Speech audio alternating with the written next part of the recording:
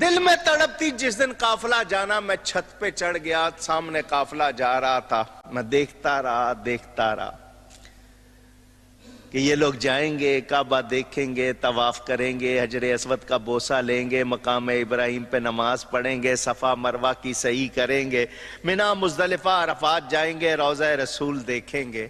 فرماتے ہیں میری آنکھوں سے آنسو آنے لگ گئے، قافلہ نظر آ رہا تھا، پھر ان کی دھول، میری آنکھیں آنسوؤں سے بھر گئیں۔ فرماتے ہیں میں نے آنکھیں صاف کی تو اب میرے سامنے قافلہ یا اس کی دھول نہیں تھی، کعبہ میرے سامنے تھا۔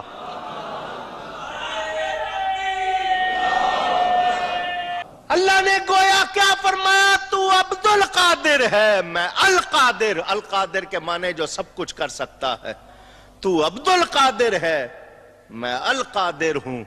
تو نے آنا چاہا، ماں نے آنے نہیں دیا، مگر تو پیارا ہے، تو نے خواہش کی ہے، میں القادر ہوں۔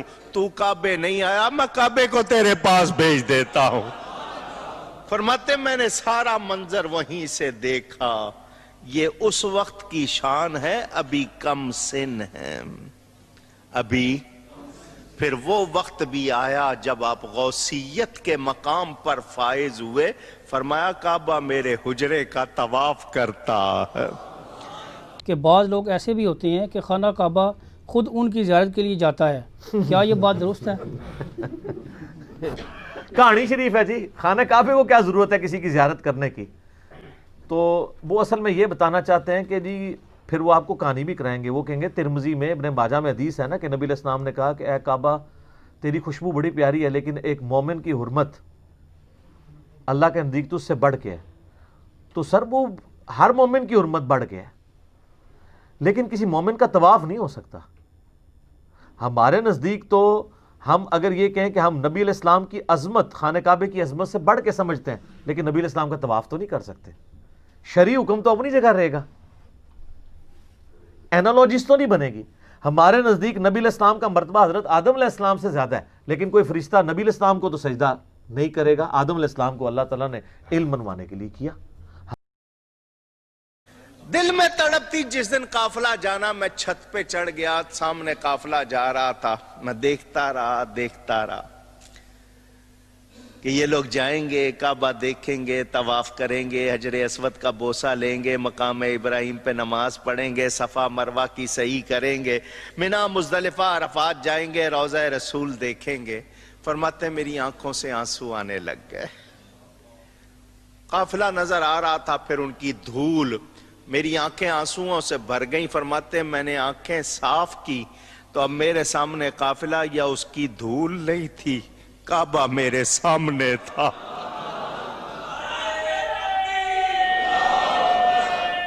اللہ نے گویا کیا فرمایا، تو عبد القادر ہے، میں القادر۔ القادر کے معنی جو سب کچھ کر سکتا ہے۔ تو عبد القادر ہے، میں القادر ہوں۔ تو نے آنا چاہا، ماں نے آنے نہیں دیا، مگر تو پیارا ہے، تو نے خواہش کی ہے، میں القادر ہوں۔ تو کعبے نہیں آیا، میں کعبے کو تیرے پاس بھیج دیتا ہوں۔ فرماتے میں نے سارا منظر وہیں سے دیکھا، یہ اس وقت کی شان ہے، ابھی کم سن ہے، ابھی۔ پھر وہ وقت بھی آیا جب آپ غوثیت کے مقام پر فائز ہوئے، فرمایا کعبہ میرے حجرے کا طواف کرتا ہے۔ کہ بعض لوگ ایسے بھی ہوتے ہیں کہ خانہ کعبہ خود ان کی زیارت کے لیے جاتا ہے، کیا یہ بات درست ہے؟ کہانی شریف ہے جی، خانہ کعبے کو کیا ضرورت ہے کسی کی زیارت کرنے کی؟ تو وہ اصل میں یہ بتانا چاہتے ہیں کہ جی پھر وہ آپ کو کہانی بھی کرائیں گے۔ وہ کہیں گے ترمذی میں ابن ماجہ میں حدیث ہے نا کہ نبی علیہ السلام نے کہا کہ اے کعبہ تیری خوشبو بڑی پیاری ہے، لیکن ایک مومن کی حرمت اللہ کے نزدیک تو اس سے بڑھ کے ہے۔ تو سر وہ ہر مومن کی حرمت بڑھ کے ہے، لیکن کسی مومن کا طواف نہیں ہو سکتا۔ ہمارے نزدیک تو ہم اگر یہ کہیں کہ ہم نبی علیہ السلام کی عظمت، خانہ کعبے کی عظمت سے بڑھ کے سمجھتے ہیں، لیکن نبی علیہ السلام کا طواف تو نہیں کر سکتے۔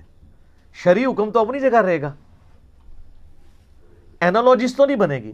ہمارے نزدیک نبی علیہ السلام کا مرتبہ حضرت آدم علیہ السلام سے زیادہ ہے، لیکن کوئی فرشتہ نبی علیہ السلام کو تو سجدہ نہیں کرے گا۔ آدم علیہ السلام کو اللہ تعالیٰ نے علم منوانے کے لیے کیا، ہم بھی نبی علیہ السلام کو نہیں کر سکتے سجدہ۔